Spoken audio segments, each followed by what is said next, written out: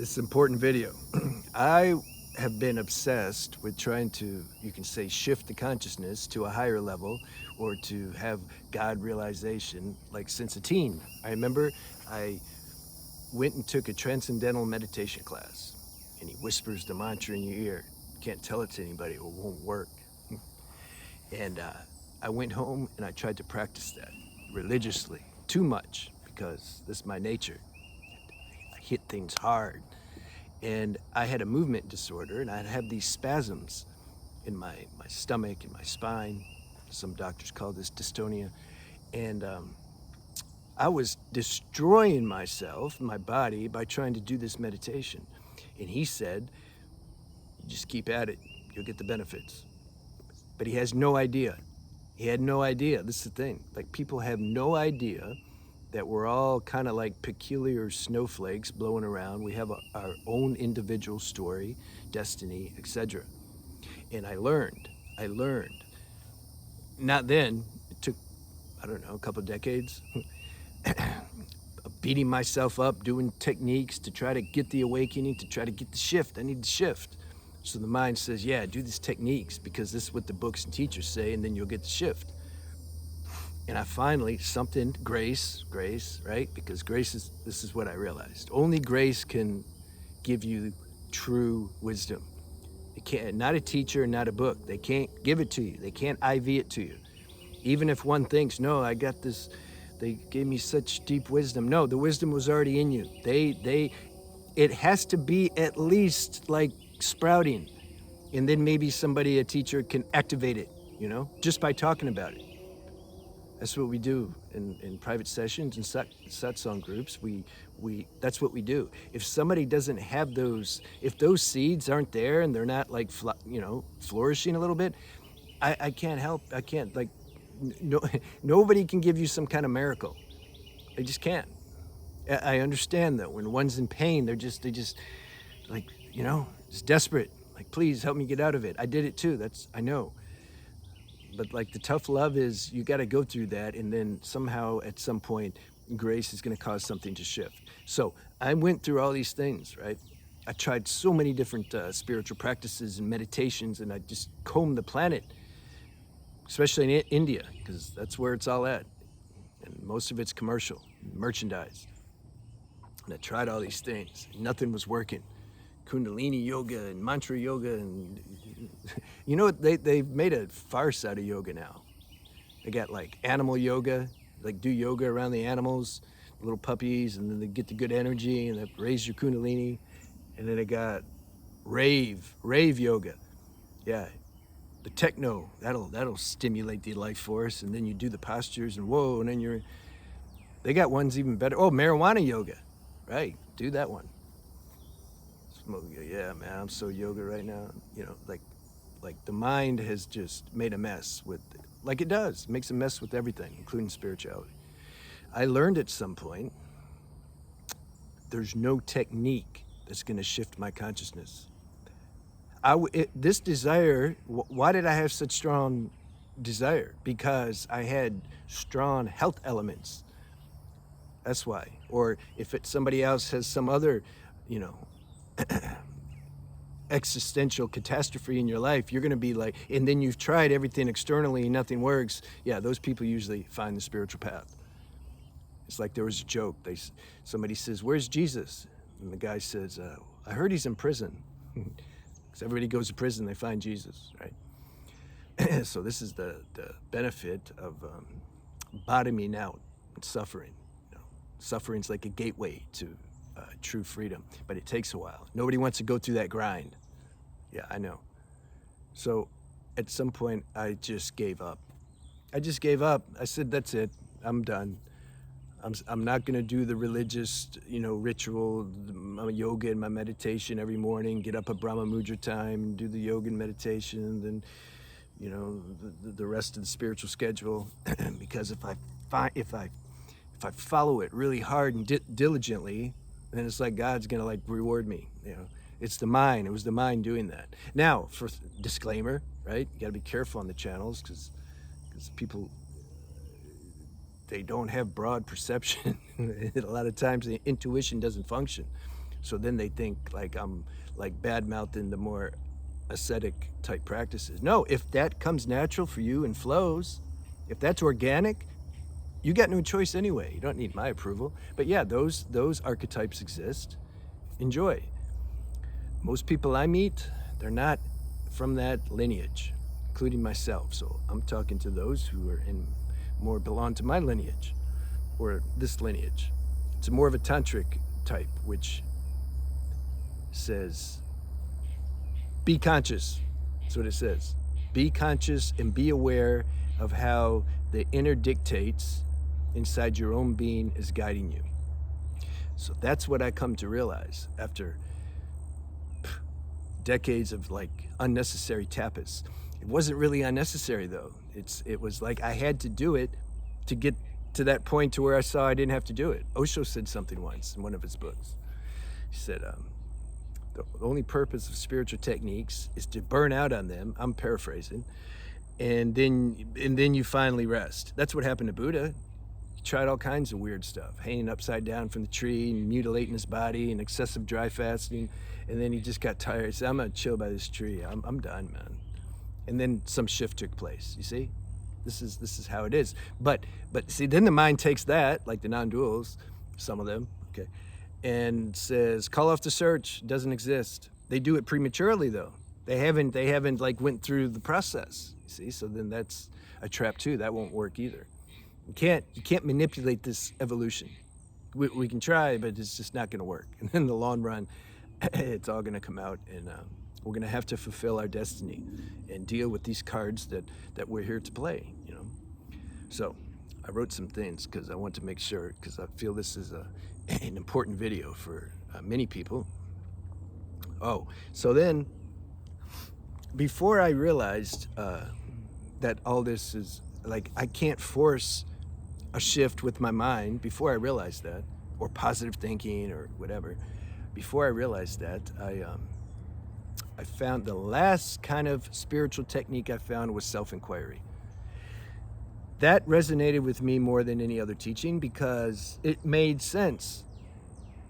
It made sense because it's like, isn't God already in me?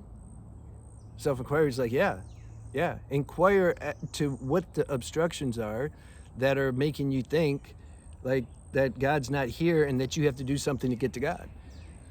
In a nutshell, for me, that's what self-inquiry was. And so that made sense. Now, I think you guys can also see how that can be the ultimate spiritual bypass, which a lot of people use it for, non-duality, because the mind takes that and then thinks they're enlightened. I didn't do that because I had enough sense to see like if that tendency was there to do it, and then I'd catch it, you know, because you can't manipulate this game. So I followed that, man, so arduously for like 3 years. I would do plant medicine and just lay there all day just doing self-inquiry and listening to what I felt at the time was authentic videos and just trying to, you know, do this self-inquiry. That's just what I would do. I did it very, very, you know, disciplined. And after a few years, I'm like, this just isn't working. This isn't, I had to be honest. The mind that said, no, just keep going. I said, no, I'm done and keep going. I've already kept going. I'm done. This doesn't work either.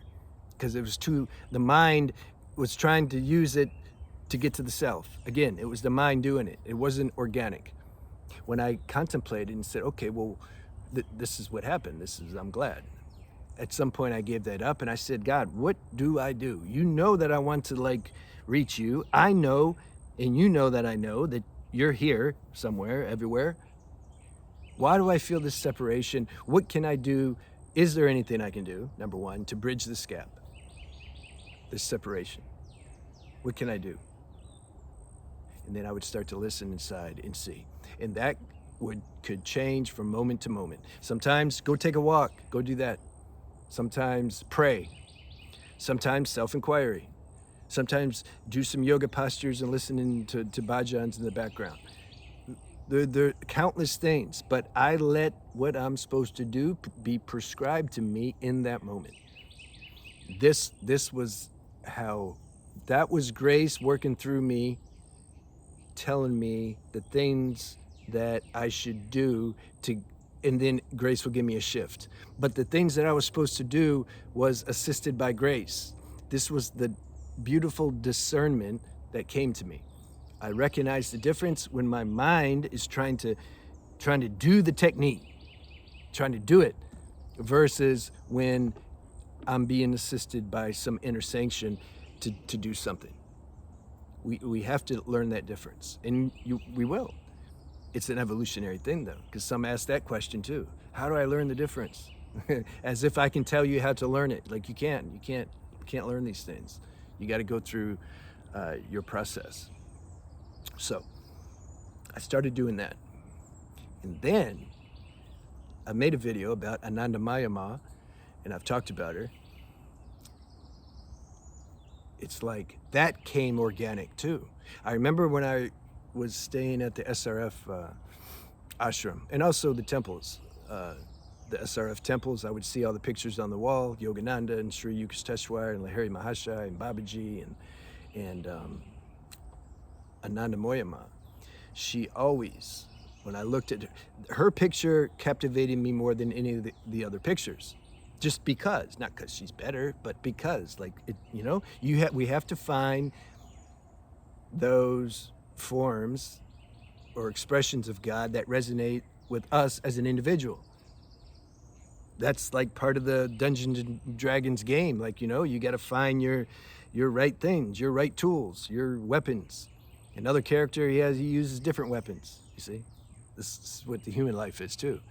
Some practices and paths are for you, some are for you, and some are for you, and some expressions of God are for you, and others are for you. And you see, we find our way. All these things have already been downloaded into you. We need time to let them get revealed, and they will. So I don't even remember why. I just started, I don't know. I printed her, I started like looking at her on the internet more. And then I printed out her picture. I like having her picture by me. I like just, sometimes I'll just stare at a picture as a meditation. I'm gonna try to get deep, but no, man, see, this is the thing. Give all that stuff up. It's just organically, I put her picture here and I like look at her picture. I don't have a stopwatch. I should do this for 1 hour at 4:30 a.m. No, I do it when I do it. So that was nice. It gave a balance to this, because I'm more Advaita by nature, more knowledge-based. This is more bhakti, more devotional. You see the balance there? It's nice. And so that happened organically. And what's the other thing? This is two more things I want to share. What do I want to share first? Karma yoga. This is another expression that the life force takes in people. Some people are just, the life force wants to create and produce. It's not your destiny to sit in a room or an ashram or sit out in the woods. It's not mine either. And just sit here. Just sit here. Like I should just sit here. I shouldn't do anything else. No. Karma yoga means the life force is pushing you into certain, the highest is certain, it's like creative projects or helping people, some kind of service. Those people, when the life force, when you're in that season where the life force is creating and more dynamic, don't try to force yourself to sit and meditate and do yoga because like you read that in books. It's going against your destiny, your nature, your grain. Cooperate with how the life force is flowing and go do that stuff. That will burn the rajas. Remember the three gunas, sattvic, rajas, tamasic? Tamasic is inertia, rajas is dynamic energy, and sattvic is a balance between both. By doing your karma yoga, that will burn up the rajas so that then you can experience the sattvic better, which is, like I said, the equilibrium of the sattvic of the rajas and tamasic gunas. Cooperate with that.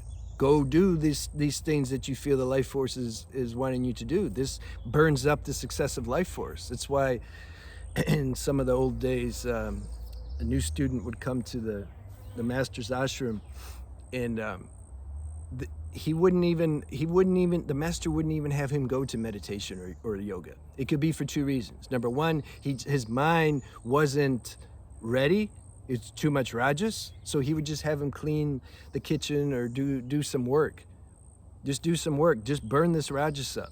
That was one reason, and there's a more rare reason is the person doesn't need the meditation anymore. They just need this last little bits in the mind just to be emptied out, the rajas in the mind. So he'd have him do that work, chop wood, carry water. Right? It's another good spiritual practice. All right, so then the last thing I wanted to touch on though, the techniques. I find this a bit ironic that a lot of the teachers who are promoting certain techniques, those aren't the techniques they used to wake up. It's not like they practiced this technique that they're trying to teach everybody, and then that's what gave them the awakening. No, their awakening happened spontaneously. They don't know how it happened. That's my whole point. We don't know how the awakening is going to happen. Grace does it. We can't control this thing. So then after they receive some kind of shift in consciousness, then they use these higher faculties now of their mind and experience to try to orchestrate some kind of spiritual practice for the masses. And they say, look, all you got to do, you stay with this presence, and that's it. You don't focus on other things. You just stay here. Yeah, and if some things come up, you inquire into like, is that me? No, that's not me. Oh, okay, I'll stay as the presence. Yeah, that sounds good when you're in that state. You ever heard the saying, it's easy when it's easy? But you can't, like somebody else who hasn't organically had those channels open, they can't see that. And then a lot of times it causes more stress. They're like, what's wrong? Why can't I see it? Damn it. All you gotta do is just stay as the presence, and I'm trying to stay as the presence, but it's like the mind just keeps getting in the way, or I'm numb. I can't feel the presence. What's wrong with me? I guess I gotta go to another retreat. You see? Or worse than that, you see, as long as, if one has self-honesty and they just admit, you know what, this isn't really for me, or I haven't really got there yet, I'm still trying. That's cool, that's honest. But those who start mimicking what the teacher or the books say, they start parroting that, imagining now that they've had a shift when they haven't, yeah, that's more delusion. That's deeper delusion. See, so admit where you're at, be where you're at, let the organic flow of life force guide you, and Grace, she's doing everything. There you go. But, I know those words aren't enough. That's okay. You keep listening, and then in time, something's gonna shift. I made a video. God ordains that everyone has a shift in their consciousness. There's no way around it. It's inevitable. Just like death of the body's inevitable. You becoming awakened to your true nature, it's inevitable. There, that's the good news.